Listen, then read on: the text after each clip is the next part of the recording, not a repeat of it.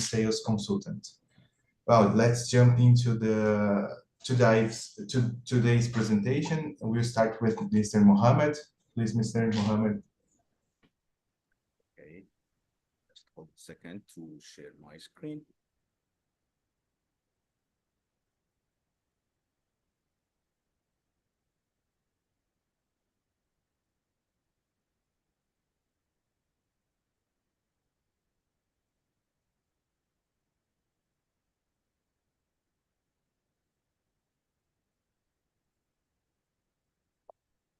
Just give me a second, okay?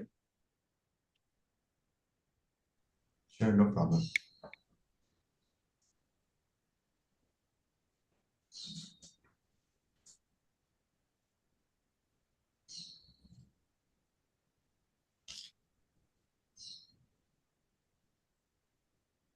Mr. Khalid, did you raise your hand? You want to? No, I didn't. No?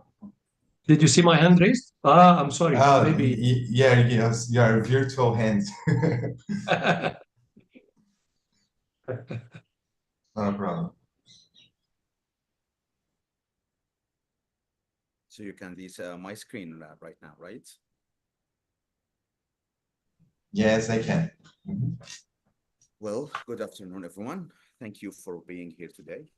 My name is Muhammad Rafat, and I'm so excited to take you this journey through the world of e-commerce. Over this presentation, we'll explore how e-commerce has evolved, the tools and the technologies driving its future, and the actionable strategies for sustainable growth. So yeah, let's dive right in. Let me first start by breaking the ice. I am Mohammed Rafat, as I mentioned before. I'm founder and CEO of BookCloud. It's a social self-publishing platform. I'm also co-founder of Conserva Pharmaceuticals. I'm author as well, novelist, short stories writer, and in profession, I'm a pharmacist with more than 14 years experience in pharmaceutical sales and marketing in multinational and local companies. Today, we will cover four main objectives. Understanding the evolution of e-commerce. We will learn about emerging tools and technologies, discover strategies for sustainable growth, and we will discuss my success stories. So let's take a step back in time to understand how e-commerce started and where it's headed. The journey began in the 1990s with pioneers like Amazon and eBay. This company introduced the concept of e-commerce as we know. But the e-commerce back then was very, very basic. You can just go to the website and see the products. Usually it was products, not services. And you can only check the products. And if you want to order, you have to order the order and the courier will get it to your home and you will pay cash. So by 2000s, platforms like PayPal and Stripe, payment gateways, they started to take a place in e-commerce business. They revolutionized secure online payment. People started to pay online. People or customers started to check the products they want, and they pay directly from their bank accounts. So it make it easier for consumer to order whatever he wants from the internet. Fast forward to 2010s, mobile e-commerce became the norm of people. Now, everything you want through internet, everything you want, you have only to pick up your phone, your mobile, check whatever you want, and press one click, and the order will come to your house maybe in 3 or 4 days by maximum. So it became the norm. It allowed people to shop anywhere and anytime. But what shaped this evolution? In my opinion, two main factors: consumer demand for convenience and speed, and advancement in mobile internet and logistics, and for, of course, global payment system. As we mentioned before, the demand of ordering online now, it's taking its place. everyone who needs anything from the internet, for example, if I want to buy a new t-shirt or something, I don't think I will go to the regular shops now. Or for example, I will not go to Zara, for example, to check clothes there, to check t-shirts there, and pick up color my favorite color. No, I won't do this. I will pick up my phone and hit Zara.com and check whatever I want from various t-shirts available there, and I will pick one and pay online, and the order will come over my house maybe in 24 hours. So yeah. E-commerce now is defined by trends like mobile first strategies, which is an approach to developing websites in which the mobile enabled version of the website is given priority over its desktop version. A lot of startups now and e-commerce platforms, they are not thinking about making a desktop version of their platform. The only thing they are thinking is getting a mobile app, or at least a mobile version of their platform, because it's more needed by consumer or by customers to be available than the desktop version. And of course, omni-channel retail, which is seamlessly integrate online and offline shopping experience. It is a strategy in which retailers and brands engage customers through multiple and integrated digital and physical touch points. For example, if I'm talking about the pizza store, they can advertise their product or their pizzas through a lot of channels now. They can advertise it online. They can advertise it if you walk in the street, you can find their logo and their products and their pizza on the street. You can find it by the brochure they leave in front of your door. A lot of channels they are using now to engage customer through this multiple touch points. So now let's talk about the existing tools and technologies that are shaping the future of e-commerce. Of course, the first thing will come up to my head, the AI. Now, artificial intelligence and the machine learning are game changer. Imagine if you are going to Amazon, for example, and trying to purchase or get a mobile rack for your a mobile stand to capture a vlog or something. Amazon will never will never let you buy this stand alone. You will never see in the checkout, okay, you got what do you want? Or you got this mobile stand, okay, you pay and you go home. They will never do that. They will suggest a lot of products. They will suggest more tools to you, including products related to the item you select. For example, if you use if you choose to order this mobile stand, they would suggest, okay, you are recording video, maybe this flashlight will be suitable for you. Okay, I think if you use this flashlight, your mobile battery will draw fast. I think this power bank will fit your order. I will suggest you something. If you ordered the 3 items, we will make an extra discount, or we will make for you free delivery or something. This is AI. This is machine learning. They collect data about you and make variety of selections you may need to make you pay more. This is the AI and the machine learning. And of course, predictive analytics to forecast demand and optimize your inventory. Second thing, we can talk about the automation tool. Automation tool, for example, if you are talking about customer support or replying to customers. I faced something in Book Cloud the year we started. I were almost working alone. I started the social pages and the social media pages. I started to contact authors and publishing houses. And authors, they have a very, very lovely habit. They used to talk to you only at 2 a.m. or 3 a.m. This is a customer behavior. The author only takes care of whatever novels he is writing now, only after he finishes his duty. So he started to think how I publish, or I want to seek a platform to publish. After 2 a.m. they're starting to think. And for sure, 2 a.m. It's my bedtime, you know, and It's impossible to answer any customer after 9 p.m. So what did we do? We started to search for a chatbot powered by AI in the first, and we feed it with our information about book cloud, and it started to answer people about the main questions they may ask. And now, by the way, Meta platform, Facebook and Instagram, they are suggesting something like that, but it's not too much advanced. But there is a lot of another startups and other companies. They are providing AI chatbot. It can learn from most asked questions, and it starts to reply to customers. So yeah, chatbots provide 24-hour customer services, and it enhances engagement. This is a very, very important tool any e-commerce platform should use. Another thing is automated inventory.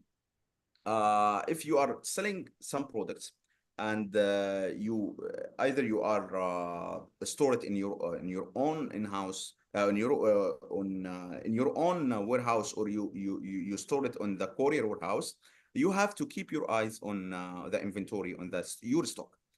Because if you start to run a campaign, or if you start to move smoothly through your selling cycle, and your product start to go out of stock, you will face a big problem through your business, because you can't keep your eye on your inventory. So the automated inventories now, it's something and some tools you need to have in your platform to track your inventory and to track your stock, to keep your selling process moving forward.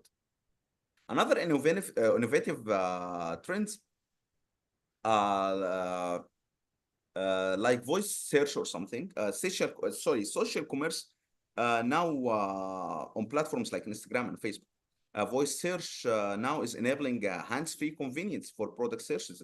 A lot of platforms now, including media platforms like YouTube or Netflix or something, they allow you to search by only by voice. They are imagining if you are like watching TV while you are having your dinner or having your lunch. Okay, you don't have to take the remote or to pick the remote and search for the movie you want. You have to just say whatever the movie you want or series you are watching, and say it, and the platform will directly get whatever you want on the TV. Another thing is the virtual reality. Anyone knows companies working in real estate or something? They started to use the AR glasses there to let customers imagine how this apartment or how this piece of land will look after they finish their design. It's amazing tool, an amazing tool. They let the people live in the future to see how their property will looks like in the future. So this is some of innovative trends, and it's existing now in the nowadays. Talking about the sustainable growth in every business's goal, this is so much important for any platform or any e-commerce business, and there are key tactics to achieve it. First, digital marketing is essential. SEOs that ensures your website ranks high on search engines, and it drives your organic traffic. PPC, pay-per-click campaigns, it uses targeted ads to drive traffic to your store. Of course, content marketing, and it's one of the most important tools e-commerce platforms should use, because it shares your valuable content. It talks the reality, and it tells consumer about your story you want to tell them. And of course, it builds trust and authority. One of the most important thing is the customer-centric approach. You have to personalize your platform to make it catchy to people.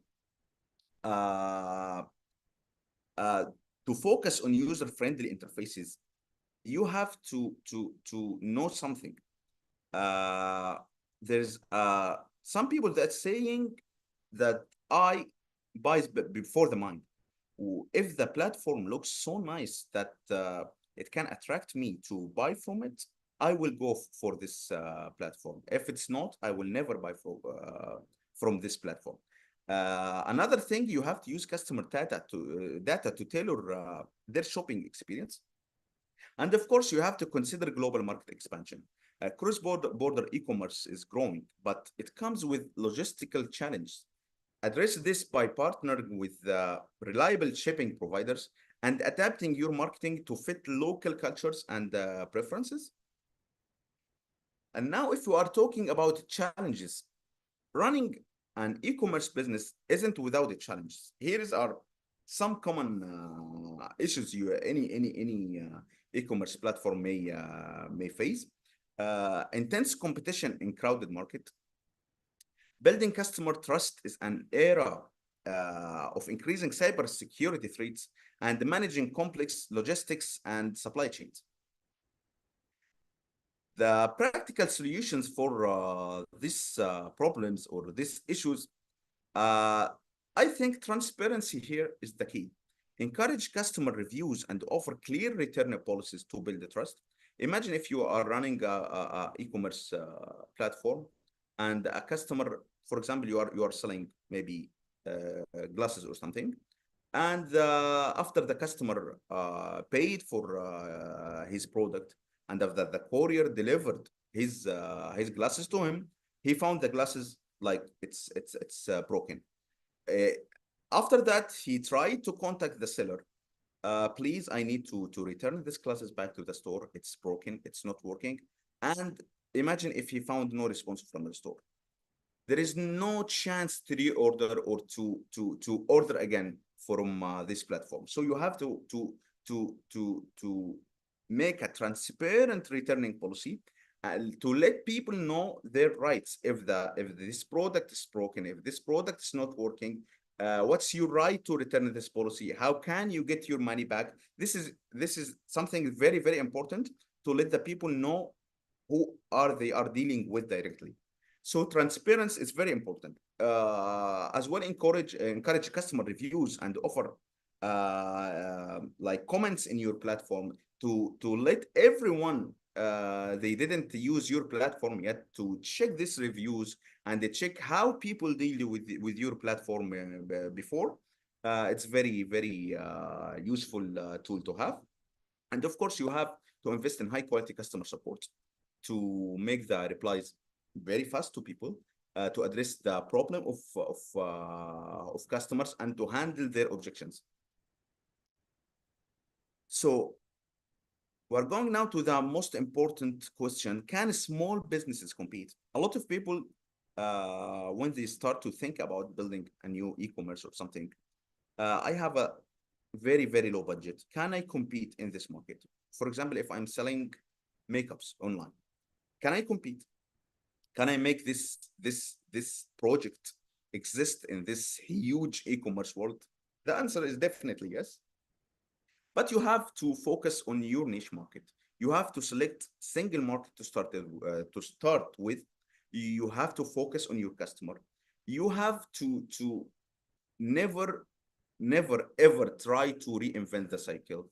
You have or reinvent the wheel. You have to start to use the platforms, the easy platform and affordable platforms like Shopify and like Wildorf for something to get started. It's very useful platforms.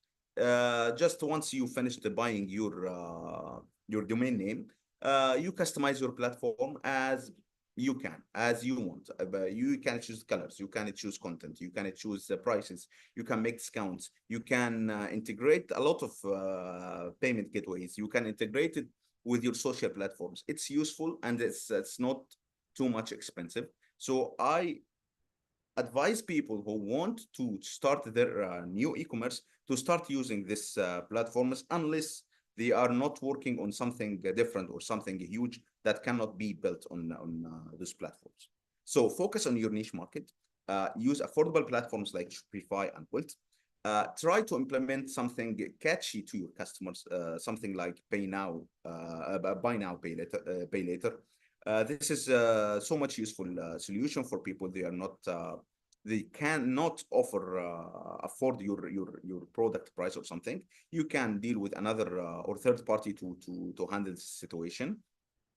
And of course, like we said before, you have to focus on customer reviews and testimonials. I would like to share with you two different examples of my businesses before. I will start with Dr. Banda. Dr. Banda, it was like very regular e-commerce platform. We were selling baby products. Why we choose to start with baby products? Dr. Banda is part of a pharmaceutical company called Conserva. We founded it like 9 or 8 years ago. We started to select the market of baby products because it was very crowded. We have a lot of competitors in this market, but the advantage of this market is we are talking to the direct customer or the end user customer directly. We choose to talk to the mother directly. We start to talk to her to advise her which type of shampoo or which type of baby product, baby diaper cream she wanted to use on their baby. It was a niche market. We had a lot of successes there because we started right before COVID, and because we started to sell it digitally, we grew like maybe 50% in second year because we started to, and we choose to talk to the mother herself. Second project I would like to mention is BookCloud. BookCloud, it's a platform that connects authors to readers and the publishing houses to readers. It helps authors to publish their work. We don't have a lot of platforms that takes care of authors or publishing houses. BookCloud now is this is one of its rule. When I start to publish my first novel 3 years ago, I faced this gap in the market. No one is looking for the author. No one is looking how the author is suffering to publish his book. So BookCloud is now serving this area and serving this underserved market. So now it has its own growth. So if we can summarize, what did we say? Our key takeaways: e-commerce is a dynamic and rapidly evolving industry. Success depends on adopting new technologies and focusing on customer-centric strategies. Sustainable growth requires constant adaptation and innovation. Customer experience is the cornerstone of e-commerce success. Agility and data-driven decision-making are critical for staying competitive. So thank you very much, and I hope you found this session insightful. I'd love to hear your thoughts and answer any question you have, and I will be very happy if you can scan this code and connect with me on LinkedIn. Thank you. Thank you very much, Mr. Mohammed. It was great. Thank you for your great insights and expertise. We are going to have some questions later, but now we are moving to Mr. Khaled Nasiruddin that's going to give his presentation.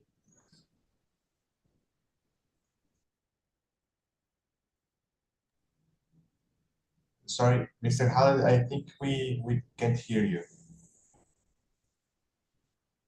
No, not yet. Now you hear me, right? Yeah, there you go. Okay, let me share the presentation first. Just a moment.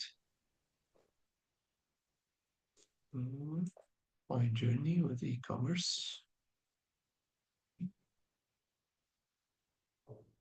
Can you see it or?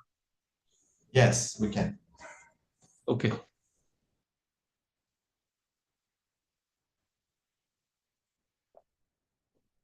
I can't see it. Now I can see it. Okay, I'm going to go back to the early 1990s, where I started to be aware of the internet. Okay, because I at that time I had a computer company. We were developing software and hardware. So I'll tell you about the journey, my journey with e-commerce. and what do I expect in the future? So since the early 1990s, I've been following the developments of what was then known as the internet. That was initially exclusive to universities. My interest in it wasn't for academic reasons, as I already started my business in software development and computers. Instead, I was drawn to it because I believed, based on my readings, at that time, the early 90s, there was no commercial internet. It was only the internet, the network of the universities. This network, I was expecting that it would be commercialized and expand beyond universities and become accessible to all sectors. I also predicted it would reshape both technology and business. Let me change the slide. So that slide actually represents the internet at that time. It was only connecting universities in United States mainly. With this foresight, I decided closely to follow its progress so that I could play a role in its early stages when it becomes commercialized. My primary sources of information were international books and periodicals only, because there was no internet at that time, along with insights from a few experts that I knew in this field. I only had two friends that were experts in the field of internet and e-commerce before e-commerce started even. One of these friends was a telecom engineer who worked at the Cairo branch of General Electric. General Electric then was, let me change the slide, sorry. General Electric at that time had its own private network. That network consisted of interconnected servers across different countries, connected through their own dedicated communication lines. The primary functions of this network included transferring trade data, such as shipping documents from port to port, and providing email services, among others. These services were offered at high cost, very high cost. It was charged by the kilobyte because it belonged to one company, of course. And this company was delivering exclusive services to shipping companies mainly, so that they can easily transport the documents from port to port before the ship arrives to the next port. One day I came across the term e-commerce, and I read about how it was expected to eventually replace traditional e-commerce or traditional commerce. I immediately realized that this would be one of the most transformative fields.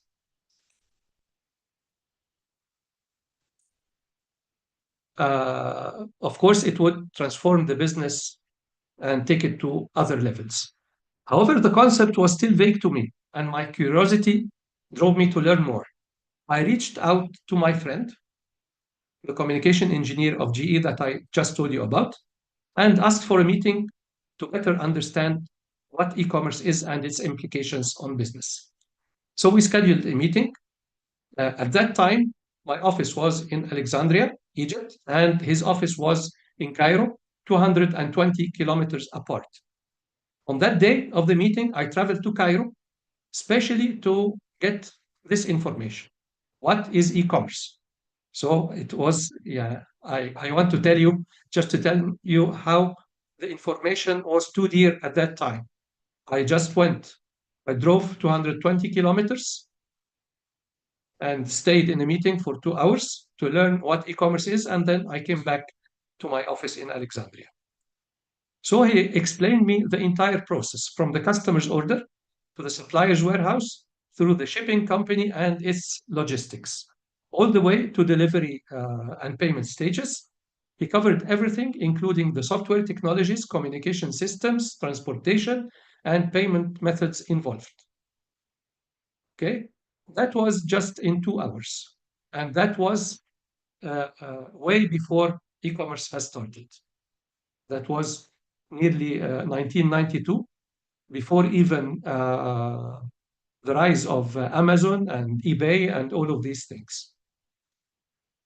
I believe that GE at that time was planning to host the e-commerce business on its network. That's why they made their vision around the e-commerce. But what happened later, as you know, that they didn't, because the private networks were obsoleted as they were replaced by the internet. The internet was, comparatively to those networks, was free. You could nearly freely transfer the data between parts of the world to the other. The concepts I learned during that session seemed like science fiction to most people at that time. The general public were unaware of such development. However, those concepts have shaped my thinking and vision for the future. I was waiting for the commercialization of the internet, and it was commercialized, as you know, in 1995. So that was the first story of how I knew about internet and e-commerce. And let's talk about what I did with e-commerce later on. After the commercialization of internet, I ventured into the world of online business by starting an internet website company. At that time, awareness of the internet was very limited, and the potential customer base for web development company was too small to sustain the business. Despite this, my passion drove me to take on the challenge. Looking back, I was quite naive because I struggled to find enough customers at that time. At that time, there weren't enough customers for an internet company to thrive. So what did I do? I was inspired by the success of Amazon and decided to build and manage an e-commerce website. I wanted to focus on something that was easy to manage, with potential for international demand, with minimum capital requirements and simple logistics. Then I had an idea, papyrus. What is papyrus? Papyrus is the ancient Egyptian paper invented thousands of years ago. It was invented, of course, by ancient Egyptians. That was the first paper man-made, to my knowledge. I created an e-commerce store selling papyrus. It is still made for tourists till now in Egypt. This store performed very well for a few years. And after that, the government imposed some export restrictions on papyrus, fearing it could be used to smuggle Egyptian antiquities. So I had to shut that business. But I started developing e-commerce websites locally for other companies because I had a development company, a web development company. That's why I shifted the focus to developing for others. That was my journey with e-commerce. Now, I want just to talk in just 5 points about 5 pillars of how e-commerce has changed the business. The first pillar was market expansion. Market expansion, e-commerce allowed small businesses to reach global audience without any physical storefronts. So if you are a small business, you can export and sell products to any parts of the world. The second thing, as you see on the chart, is the consumer insights and personalization. Automation in processes like inventory and order management have minimized the operational costs and boosted productivity. The third thing is consumer. So the cost reduction and the consumer insights and personalization. And there's also supply chain transformation, real-time tracking and inventory optimization led to more responsive and cost-effective supply chains. And there's also employment shifts. As you know, there was a disruption in employment. Some jobs have faded away and some other new jobs have dawned. like digital marketing, IT, logistics, everything has changed. So those pillars were established by e-commerce. But also in marketing, there are marketing and business, there are very interesting changes that I would like to talk about. The case study of Amazon I have prepared.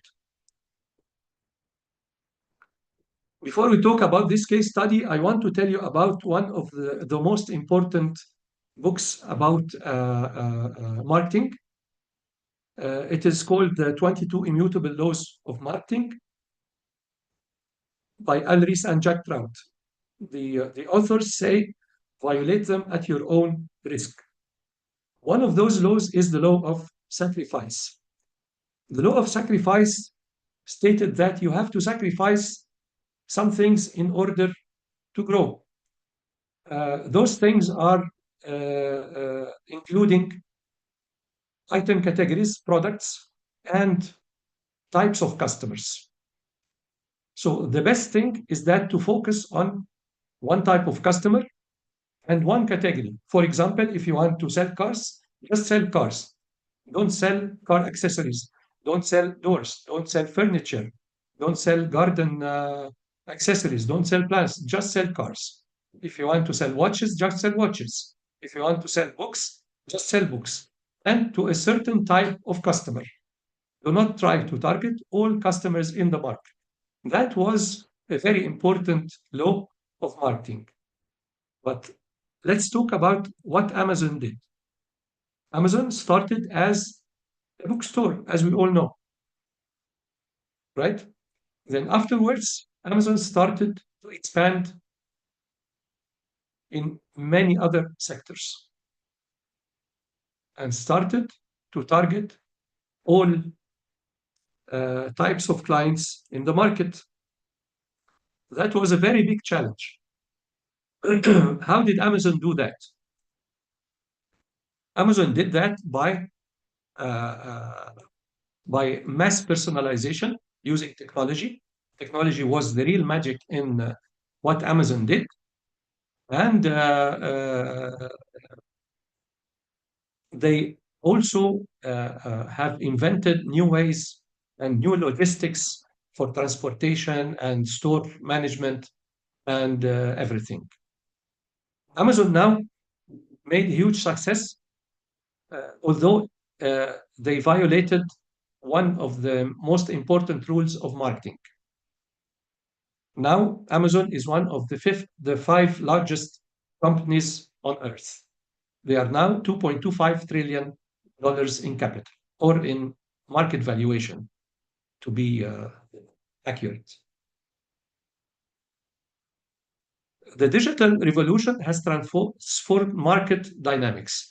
The forces driving markets have become far stronger than before. That's why investors' confidence in digital companies have skyrocketed. This confidence allowed Amazon to continue attracting investments during its first 9 years. This is another rule that Amazon has broken. You know that investors, when they invest in a company in the traditional economy, they are only patient for the first 3 years maximum. If you don't achieve profits in the first 3 years, then they will shut you down and they try to liquidate the company. Amazon was making losses during the first 9 years. They didn't make an even one profit quarter. Despite of that, investors were very patient and they were waiting the boom of Amazon. The first profit was in the 10th year of Amazon. Why did they do that? Because they were looking to the future. Amazon was gaining market share year after year. So they were burning capital for this market share, against this market share. And they knew that eventually they will make profits. So that was two very important rules, one in business and economy, and one in marketing. Amazon has broken all those rules. But there is something that I want to warn you about. If you don't have the potential to break the rules, don't break them, even if you are a startup. Amazon was supported by very savvy investors. They had lots of monies, billions, to support and invest for 9 years, and they had the vision to do that. So if you any startup that is trying to mimic Amazon, they have to mimic all what Amazon did, not part of it. If they can bring investors with that kind of uh, of money, and if they can manage technology to that extent, then do it. If you can't, then don't try to mimic Amazon. That was a very important lesson gained from Amazon, is that they changed the rules of business and marketing. Now to the next point, what does the future hold for e-commerce? I believe that there are three main uh, advancements that are going to take e-commerce to another height, which is AI and machine learning, as Engineer Mohammed Arafat said. Personalization of customer experience. More personalization will reach smaller companies. So smaller companies will have some of the muscles that Amazon has in technology because of AI. AI has allowed, it's been now in hands of everybody. So small companies can build their capacities using AI and machine learning so that they can have better personalized customer experience. Also, there will be enhanced payment options uh, in e-commerce. Everybody will be easier, will shop online easier than before, and the experience will be more rich than before. Thank you very much. Thank you, Mr. Khaled. It was a great presentation. Learned a lot with you. Thank you. And now thank you, Mohammed. And now let's start with the questions that we have here for you. Let's start with Mr. Mohammed. How can businesses effectively collect and analyze user behavior data to personalize shopping experience? I think it's a great question after watching your presentation and Mr. Khaled's as well, they both addressed this point. So yes. Yeah. Can you please repeat your question because your voice is not clear for me? Sure. How can businesses effectively collect and analyze user behavior data to personalize shopping experiences? Okay, I think you are asking about collecting data about customer behavior, right? Yes. Yeah, I think we are using a lot of tools, technological tools, including website. Google Analytics plays role. Facebook Pixels plays role. And I think another platform that CTO knows about it a lot because I'm not this technical person, but I got the sheets of this data, including where customers press exactly on the website. I'm talking about cloud, for example, how long they stayed on the current page, which sectors in the page they pressed, which sectors they skipped. So we use this data to ensure that each customer or each reader, for example, he went through our platform. We are making sure to let him see the action point, the key action we want him to see. For example, press here to see more books. Press here to purchase. Press here to add new feature or add new data to whatever you are purchased from the website. We use, for example, not also from customer experience on our platform. We use this data from advertising data. We get the data of how number of people pressed on our campaigns, how number of interested customer they sent us message or something. And after that, we are making the funnel of people who reached us, how many clients confirmed their orders with us, and then we're trying to make our business more advanced to reach this selected customers to maximize our benefit from them and their benefits from us. Okay, so from your experience, the primary data source would be the e-commerce platform itself.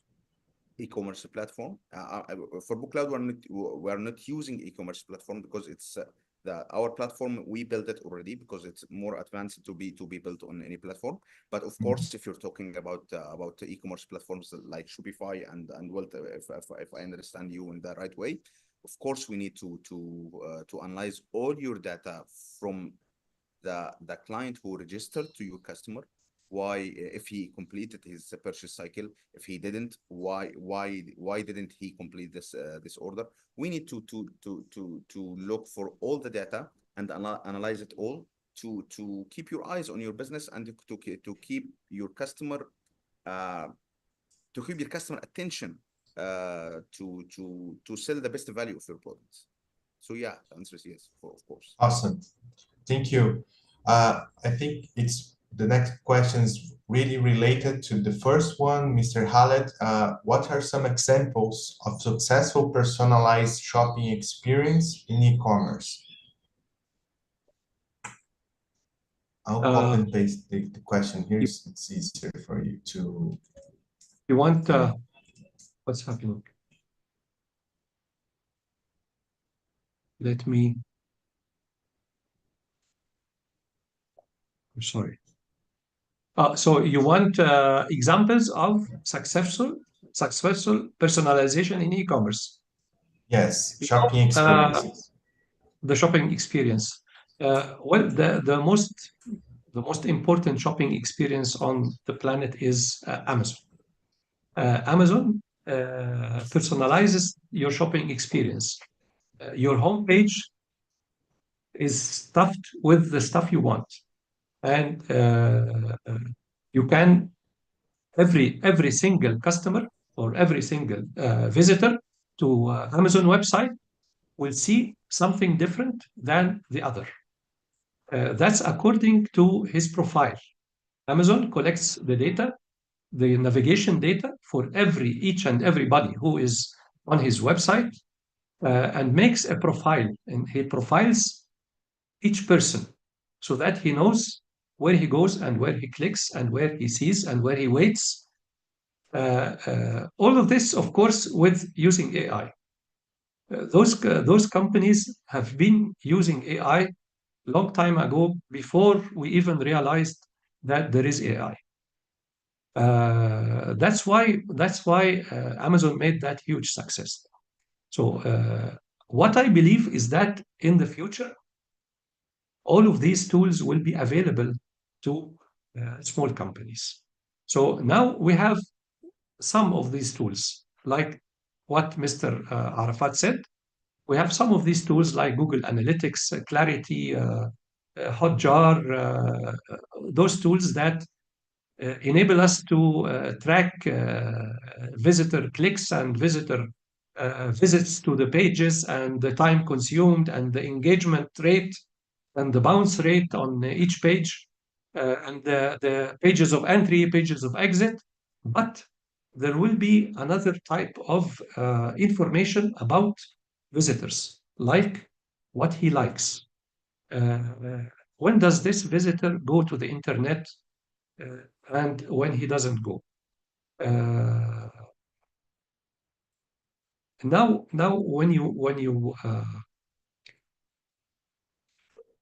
when you talk, maybe you realize this, when you talk with your friend about a product, it will be suggested somewhere when you go online, right? They also hear us. and they can see us. Sometimes I think of something, then I see it online. They maybe read our thinking, read our minds. So most of these tools will be available also to small companies, to anybody who wants to build an e-commerce web store. So the experience will be different in the years coming. That's great. Thank you. Mr. Mohammed, in what ways can AI and machine learning improve target marketing efforts for e-commerce businesses? Of course, I think يعني it's already happens now. In what ways can AI and machine learning improve targeted market efforts for e-commerce business? Yeah. For example, last week, we decided to shift to AI marketing tool because how we were working before. For example, for content marketing, for each sector of content marketing, there was a human doing something. For example, a content creator, of course, a designer, a graphic designer to design posts, and a social media planner who is posting this content and design on the platform, on social media platforms. But now we have a lot of tools that it comes like a calendar now. You select your platforms. You just tell this platform, I want to do a marketing campaign, for example, targeting this type of customers. I need you to create a content and design and post 2 times weekly for authors, for example, 2 times weekly for readers. And on Friday, we will post like a Friday post because it's holiday here in the Middle East. And just you press run, and everything is going smoothly, and you save your budget. You save a huge budget of hiring people doing that. And yes, and maybe I will share with you. Just give me 10 minutes. This name of platforms that are doing this. But for your question, in what ways, it's as much as you think that will work. And I think after 1 year from now, it will run like automatically. It's a marketing campaign you can make using AI, and you can build a company, and you can build a marketing strategy for a whole company and for whole e-commerce platform using AI and the machine learning. That's very interesting. If I can make a follow-up question related to that, because you mentioned strategies to create content with AI, and I think 90% of all the AI tools that we have now are focused on creating content, right? But well, something that I have never experienced is a tool that helps you to, well, you feed product information and the price and etc. and information about your company, and the tool helps you to bring a public that's really adherent with your product and your business. Have you met a tool like that? Can you share with us? Yeah. There's a number of tools to be honest, but I can't remember these tools right now in my mind. But Yeah, no problem. Sure. you mention, I will send it to you for sure. But I need to add the point, the free account of ChatGPT. In addition, the free account you don't have to pay if you feed it with your market, your business ideas and your strategies. It will create thousands of content for as customized as you can, or as you want to. It makes it for free, and is very useful. And you can, if you want to make it in the old way, okay, let the chat GPT, for example, create 30 days content, and you take it and put in your meta calendar for meta platform, and it will start to posting. This is in it will become very hard way. It looks so easy, okay, but using this AI features, it will become very hard. Why do you need to make an effort to make your marketing plan? You know, you just check revise, and publish. That's it. Great. Okay, let's move on to Mr. Khaled. What are the benefits of automating marketing campaigns based on customer behavior? Let me just post it. The benefits of automating marketing campaigns based on customer behavior. Of course, Yes. as you know, that marketing is all about customer. If you want to sell anything, you want to satisfy a need or a want through a customer. You without customers or without customer behaviors, we cannot sell. If you build a product and then try to sell it, eventually, if it doesn't fit a customer need, it won't sell. And that's why people, a lot of companies go wrong when they just develop the product unaware of customer needs and wants. And then they go to digital marketing agencies, please make some ads to sell this. So most of these trials come an end to a failure, and everybody is blaming the other.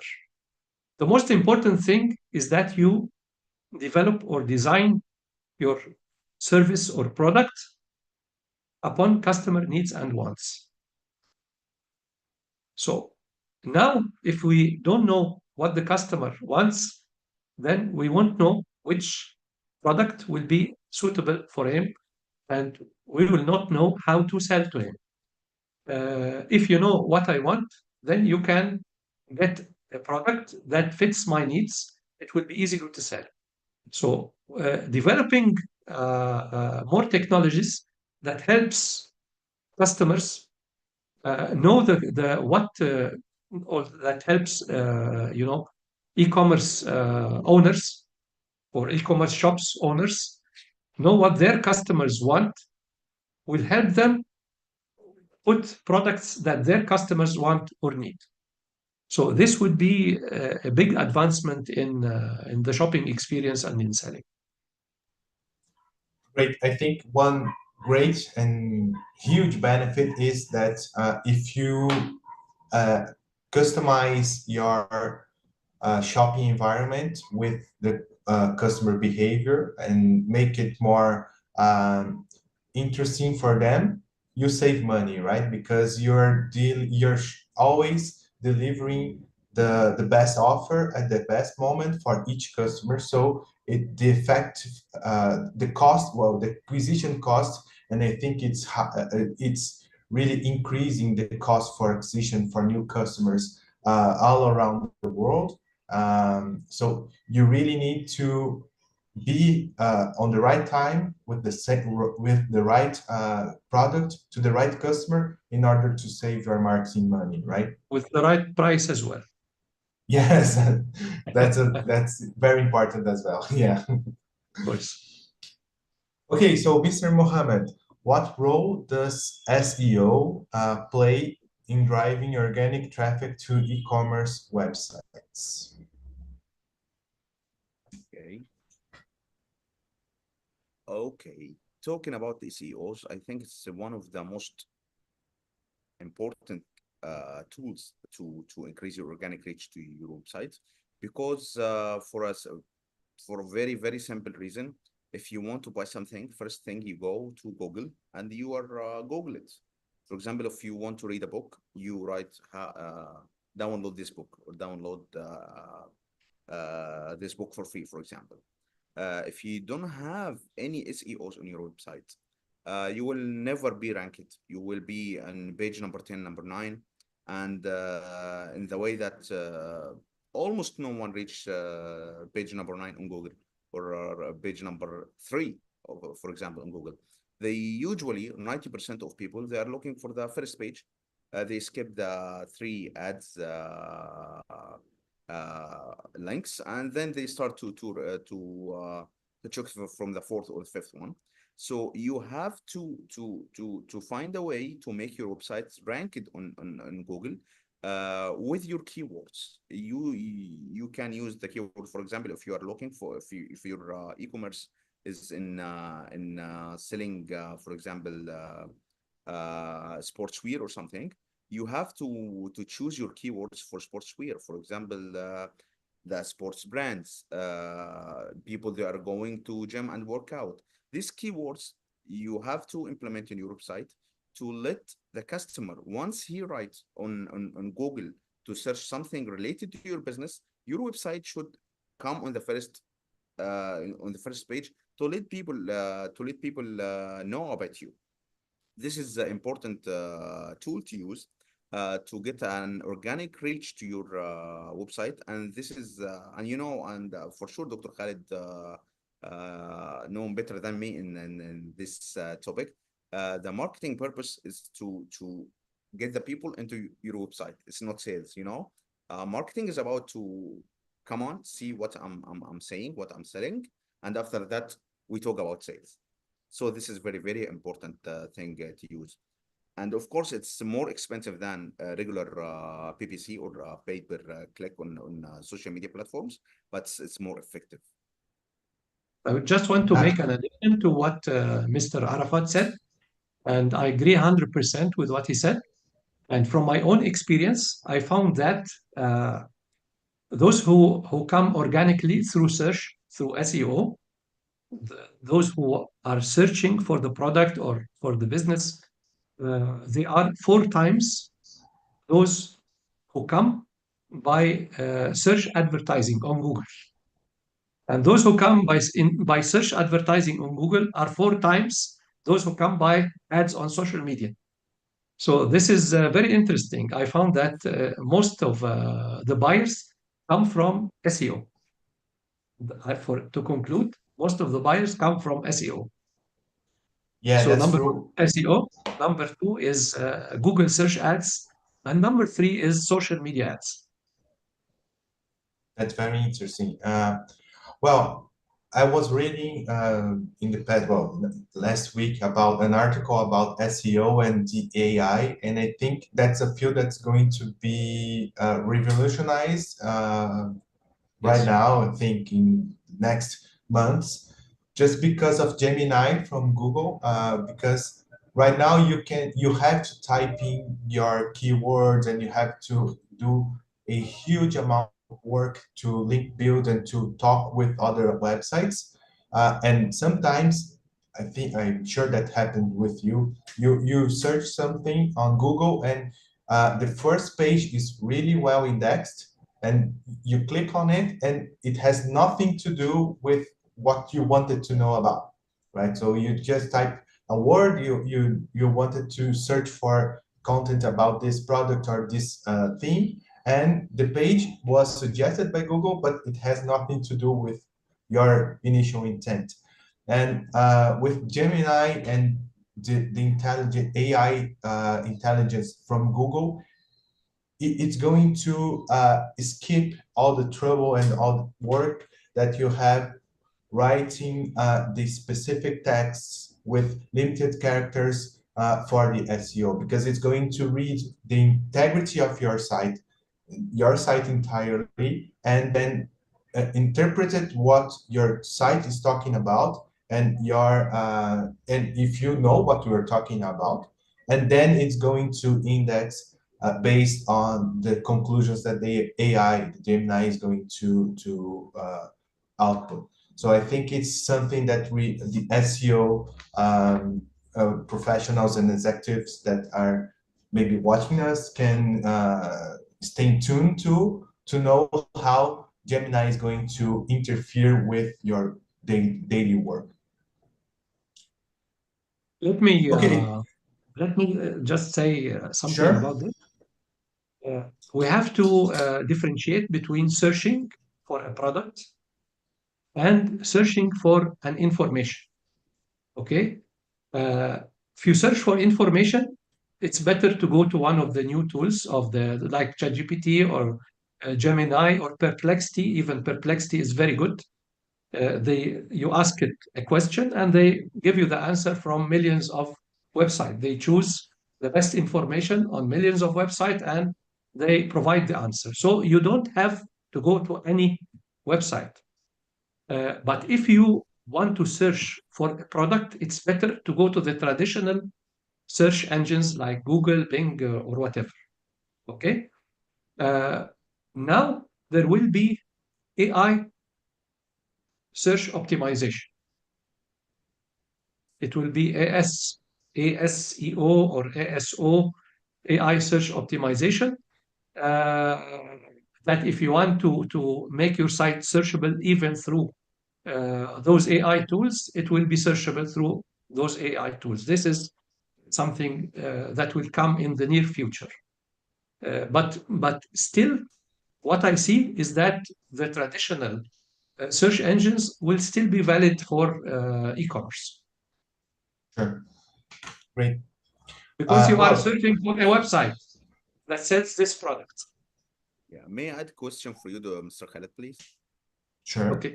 Yeah. Some people think that if you write your project or your platform name on Google and you find it in second or third rank, now you have a great SEO.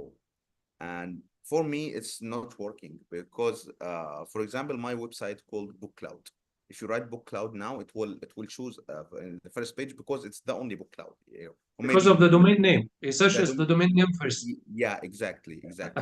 But the purpose of SEO is not searching for the website because no one knows about your website. Yes, Yeah, we're looking for totally the I agree. product or services you are selling on your platform.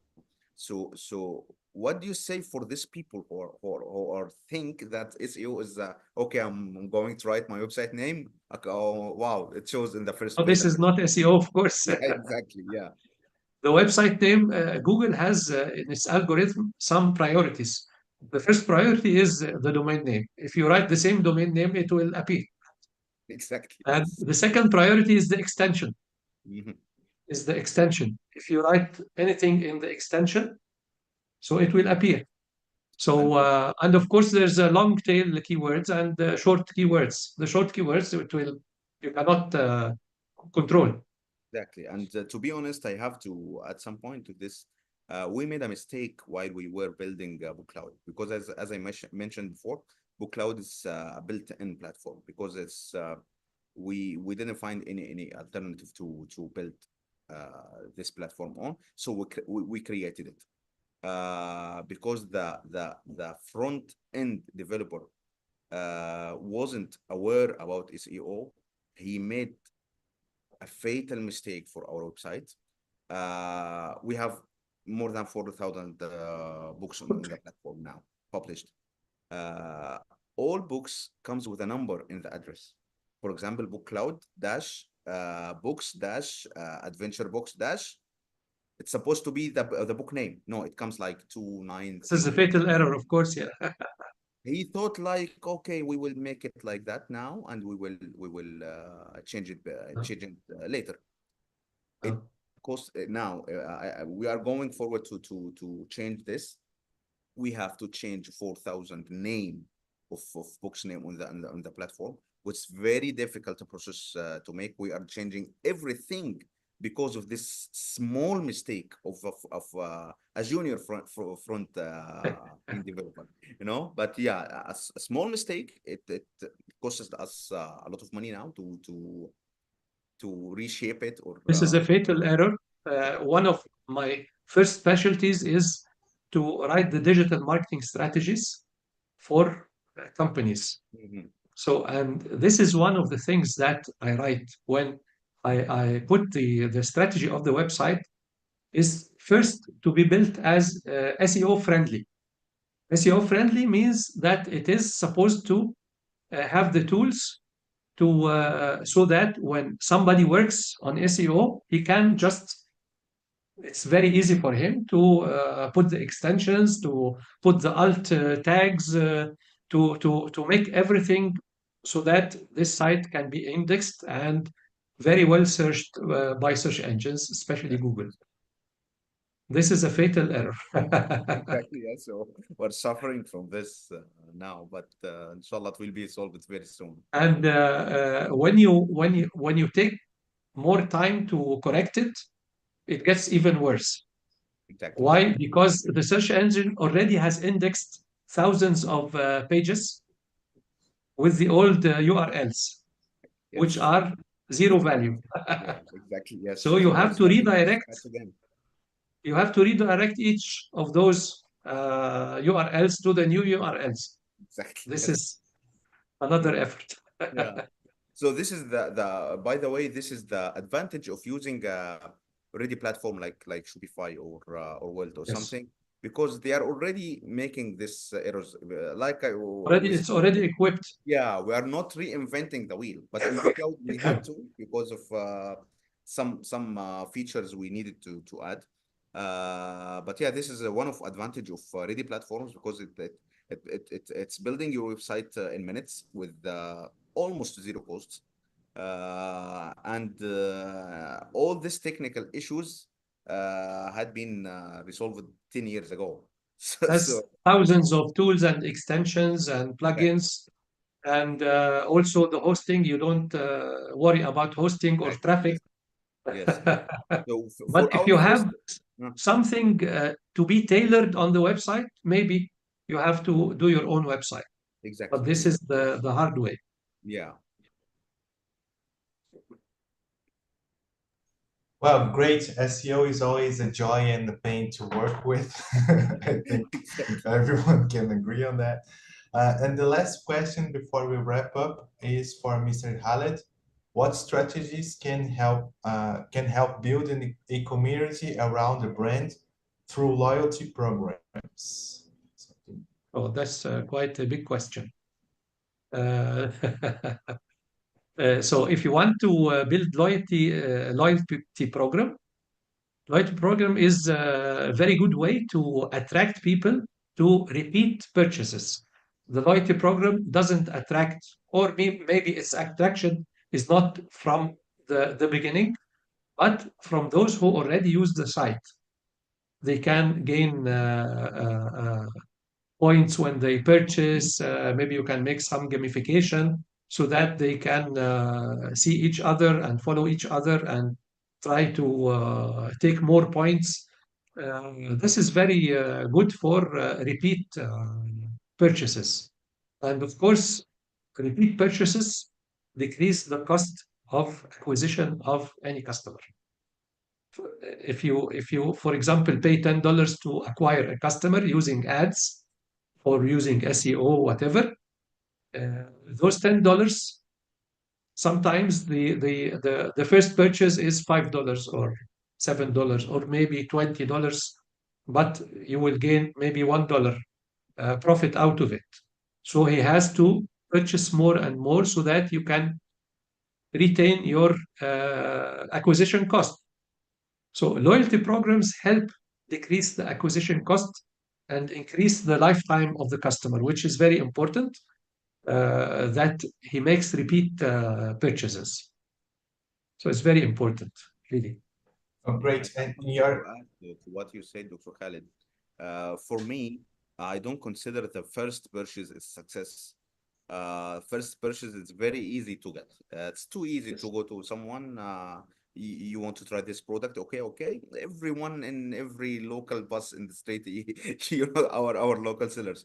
The most hardest point, the second purchase, because it Yes. depends on the customer feedback.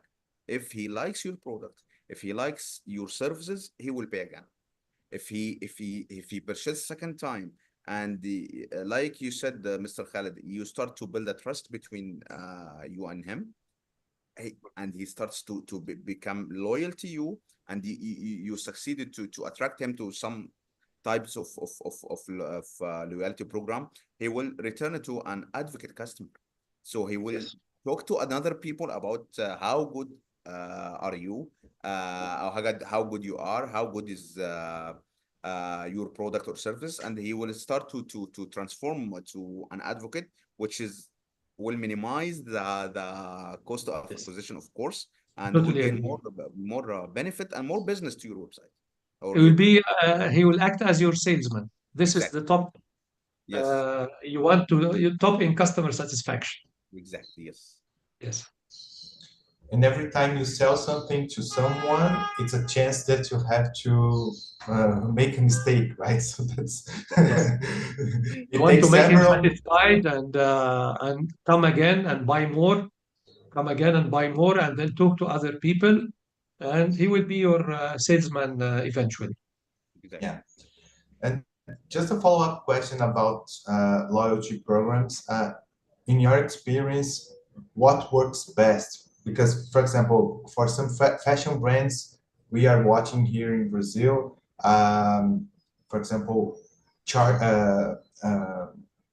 cashback programs or member get member. What your I don't know if I have one strategy or one tool to hire, which one should I hire? Which works best for the majority of the market? You want to answer or I do? Yeah, you started, Mr. Khaled. In my opinion, the cashback is very good because it prompts him to come back again because it's better than discounts. Mhm. If you make a discount, then okay, just the first purchase and he will go away. But if you make a cashback, he will come again. But the most important is that you give him a very good, very excellent service. If he wants to return something, just take it and give him his money back. If you don't do that, he will not come again.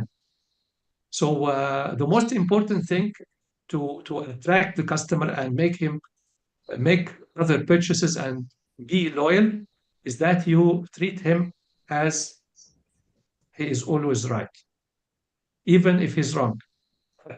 Mhm. So Most of the time we treat are him very wrong. well. Treat him very well, and he will come back. And also make the other tricks like cashback programs, so that they work together. But if you make any cashback program without treating the customer in a good way, he will not come back again. Exactly. Yes. Yes. Something I would like to add. Of course, the most traditional way to keep your customer loyal is promo codes. It's very famous and useful for each platform. But like Mr. Khaled said, the advantage of cashback is it's a credit in your account. So Yes. and we are human. We love to see that we have money somewhere to spend, you know. So if I open my account, for example, for any food delivery app, and I found like $10 or $15 as a cashback somewhere, okay, instantly I feel hungry. Wow, I have a free money. Yeah, I have to order anything, any type of food. But yeah, this is how cashback as a credit in your wallet in the platform works. And by the way, if I give the customer the cashback as a money in his pocket to return it back to his bank account, maybe he will not come back again. Just take it. Huh? Yeah, yeah, exactly. But if he sees this amount or this value in his wallet in the app, 100% he will use it. Even if he found your service is not that much good or it's not excellent, okay, I will spend this money and I will come back again and I will check. I will give them another try. You know. So Yeah, it's makes good. sense Yeah. perfectly. Okay, so any more remarks or something that you want to add before we wrap up? I I just want to wanted to thank you very much. I'm pleased to have Okay. known you. Mr. Well, Khaled, I'd it's like to a pleasure remind to have everyone that is watching us or live or recorded that, well, the webinar is going to be recorded and available to play back on ICTA platforms. Thank you very much, Mr. Mohammed and Mr. Khaled. It was a pleasure meeting you and having mediated this webinar. It was a great experience, and I hope to keep in touch with you. Thank you. Thank you so much. And Thank you so much. and for those who are watching us, please follow ICTA on LinkedIn and other social media, and hope to see you well in the future. Thank you very much. Thank you. Thanks. And let's see you later. Thanks. Appreciate it. Thank you.